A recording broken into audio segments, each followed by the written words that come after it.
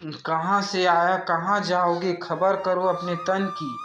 कोई सद्गुरु मिले तो भेद बताए, खुद जाए अंतर खिड़की।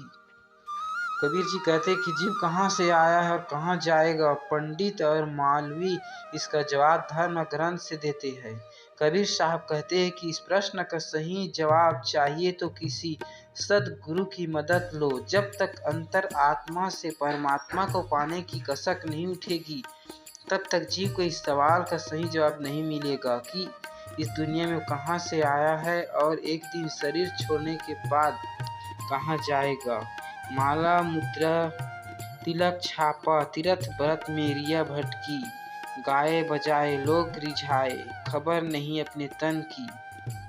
कबीर साहब जी कहते कि माला पहनने, तिलक लगाने, व्रत रखने और तीर्थ करने से जीव का आध्यात्मिक कल्याण नहीं होता।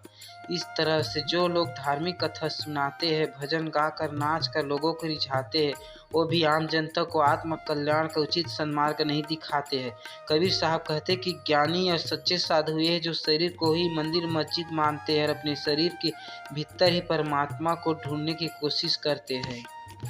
जो अपनी देह के भीतर ईश्वर का दर्शन कर लेता है, उसका जीवन सफल हो जाता है। बिना विवेक से गीता बाँचे, चेतन को लगी नहीं चटकी। कहे कबीर सुनो भाई साधु, आवागमन में रिया भटकी। कबीर जी कहते हैं कि यदि हृदय में विवेक और वैराग्य का उदय नहीं हुआ तो गीता पढ़ने से भी उसका क्या भला होगा। जब तक मन को सत्य का झटका नहीं लगेगा और हमारी चेतना पूरी तरह से जागृत नहीं होगी, तब तक आत्मा परमात्मा की अनुभूति नहीं होगी। कबीर साहब फरमाते कि मन ही बंधन मोक्ष का मूल कारण है। जब तक मन को नियंत्रण नहीं करोगे और आत्मा की अनुभूति नहीं प्राप्त करोगे, जब तक संसार में आने जाने का चक्र नहीं रुकेगा, आत्मा के द्वारा ही परमात्मा की भी अनुभूति प्राप्त होती है।